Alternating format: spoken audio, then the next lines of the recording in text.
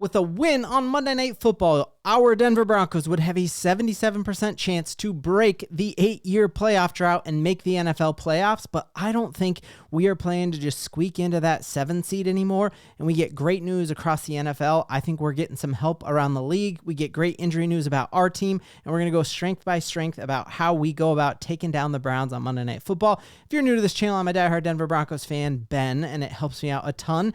If you like the Broncos as well, if you would smash that like and subscribe button. So diving in here, the first piece of really, really good news that we get is the injury report. So just looking at this, you are seeing a lot of fulls. And when you look at other teams who have not had a bye week yet, this is just not what you see.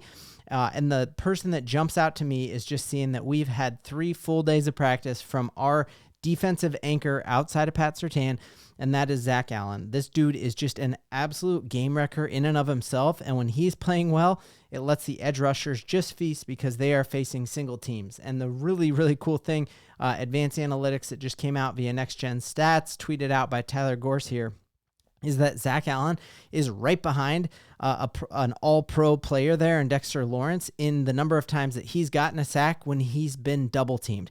And the difference between being like double-teamed as an interior defensive lineman and an exterior guy is we're not talking about a tight end or a running back just chipping you. You're talking about like he is eating up a guard and a center, and he is still getting to the quarterback 3.5 times, and that's wild. Like when we played Atlanta a couple weeks ago, they didn't have a single player on that team who had 3.5 sacks, and our interior defensive lineman has more sacks than any player on that team when he's double teamed. So when you single him, it's just an absolute mismatch nightmare, and that's fantastic to see that he's back. You could look at maybe some downside here in that we have already ruled Riley Moss out with that MCL injury. I think this is definitely precautionary, knowing that he got to go from that Vegas game all the way through and now through a whole bye week until we need him back, really. And so he's going to get plenty of rest on that, and we are going to need him for that playoff push. And I think that becomes a little easier to stomach when you think this is why we went out and got Levi Wallace this offseason. We all hoped that Riley Moss would be this player, but coming into training camp, there was a battle for who was going to be that corner opposite of Pat Surtain, and he stepped up and exceeded all of our biggest hopes for him, and that's great, but we had a fallback plan in Levi Wallace, and I think that's going to be fantastic. I also think that it becomes a lot more palatable when you consider that outside of Jeudy, who is their number 1 receiver, who we are going to have Pat Surtain just locked down, like it's not even going to be a problem. Their second leading catcher this year is Cedric Tillman, and he is out with a concussion injury.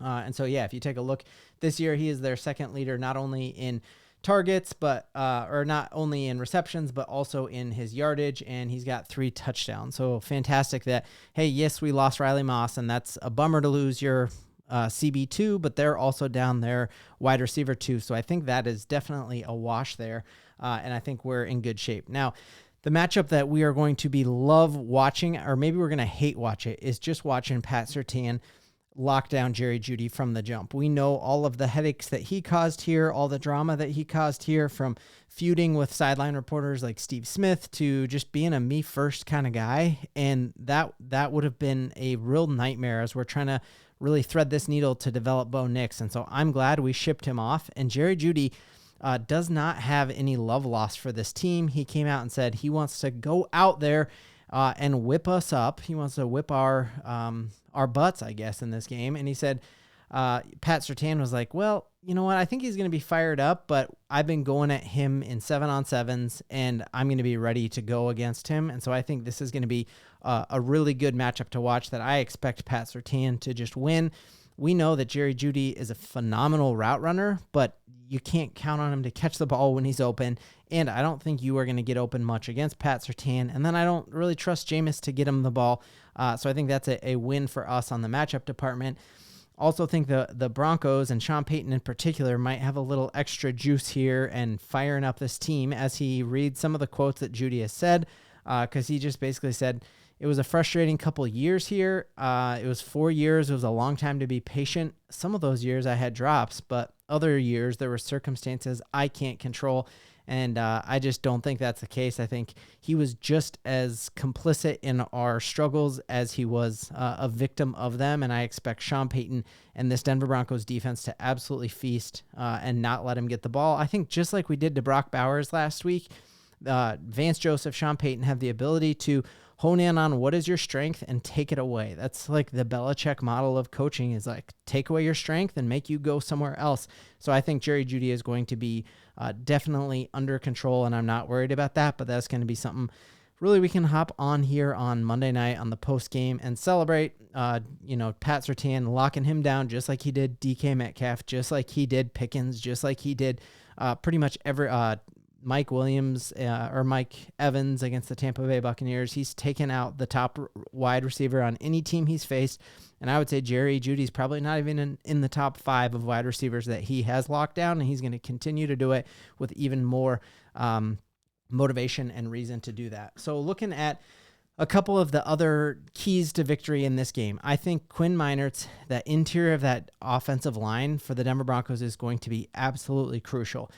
Quinn Meinerz has really balled out of control these past 2 weeks. Really since week 1, he kind of had some struggles week 1 against the Seattle Seahawks, but he's really picked up and played up to the contract that we paid him. And you look that he had a 94 grade last week and a 94.0 the week before. And that's going to be crucial because he's going up against a game wrecker on the inside, Dalvin Tomlinson, who really just kind of sealed that game for the Browns in his ability to create pressure up the middle with Russell Wilson. So we had 10 pressures. I think part of that might be inflated because we know firsthand that Russell Wilson creates his own pressure just by holding the ball way too long. And so if that ball is out on time, a dude this size is not going to be wrecking the game for Bo Nix, especially because Bo is faster than Russell Wilson, gets rid of the ball faster, and I think Quinn Meinerz is absolutely going to handle him. Other dudes we got to watch out, Myles Garrett has been playing out of his mind. He kind of got motivated by some beef going on with him and one of the Watt brothers about like who's the defensive player of the year. And so he played phenomenal in that Thursday night football game 10 days ago. But I think at the same time, we have seen that we held Max Crosby to 0 sacks against Bo Nix last week. And I think Myles Garrett and Max Crosby are really 1A and 1B. And there's times Max has outplayed Myles Garrett. The difference is this defensive line is better than the Raiders defensive line as a whole, but there's a reason we have the highest paid offensive line room in the entire NFL, and that's to stop dudes like this. And so I expect Garrett Bowles and McGlinchey to take care of Myles Garrett. Obviously, you like Garrett Bowles against Myles Garrett a lot more than you like McGlinchey against him.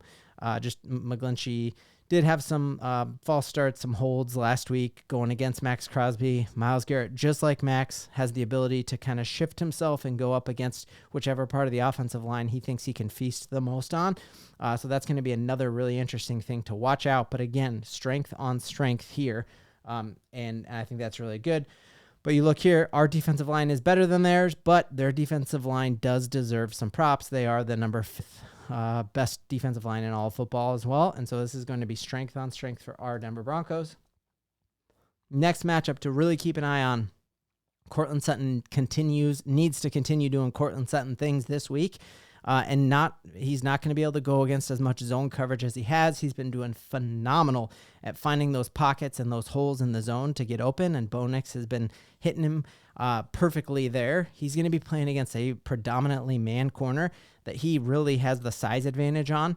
But you look here, when he is in single coverage, he is a great cornerback in Denzel Ward, and so we need Courtland Sutton to step up. He is one of the highest, actually, he is the highest rated wide receiver over the past few games, even has more yardage than even Jamar Chase and several other, wide receiver ones that everyone talks about. But he needs to really feast on this matchup here against Denzel Ward. But again, strength on strength, I'm liking this. When you look at what is the Broncos' strength that they don't have an answer for, I think if you were to pick right now, do you want Bo Nix or do you want Jameis Winston?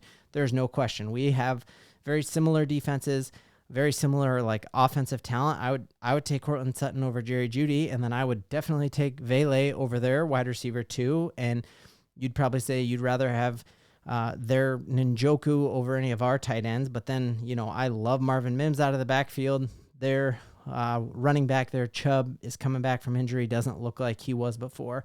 But at the end of the day, it all comes down to quarterback play, and you wouldn't want anybody else other than Bo Nix leading this team, and he is, and that's fantastic. So last piece of Just really great news that we got, and I don't want this to seem like I'm celebrating injury out there, so I left this for the very end, but we're not just fighting for that 7th seed in the playoffs. We are fighting for more than that. It's going to be impossible to catch the Kansas City Chiefs unless they lose out, but I think there is a real possibility, and it is our goal to catch the Chargers and make that first playoff game easier than playing whoever the 2 seed is. And so if the Chargers lose this week against the Atlanta Falcons, we are tied with them, and then we have a chance to play them on that Thursday night game. And their strength is in running the ball. That's what Harbaugh wants to do, is run the ball. And they were really dominating the Baltimore Ravens, and then their top running back, JK Dobbins, who has been a phenom this year, is out the next 4 weeks, and so he was placed on injured reserve. So not only does that mean that the Chargers are going to have a harder go at it, and if you look at their schedule, they really don't have a ton of easy games left. They have the Falcons coming up here, then us on a short week, and then Patriots, that's an easy game. They got the Bucks, and then they still have to play the Chiefs and the Raiders. So doing all of that without J.K. Dobbins, and the fact that we will get to play him in right after our bye week there, 2 weeks after our bye week, we get Colts and then them on a short week without their number 1 ball carrier. I think it's phenomenal news because we are going to jump the Chargers, but either way, we're making the playoffs. We are going to be a hard out, and we're all in it together. We got something to Bo-LIEVE in. Woo! And we're undefeated when I make my last shot before our game. So, and I even have like tons of balls in case I didn't make it. But first shot, let's go.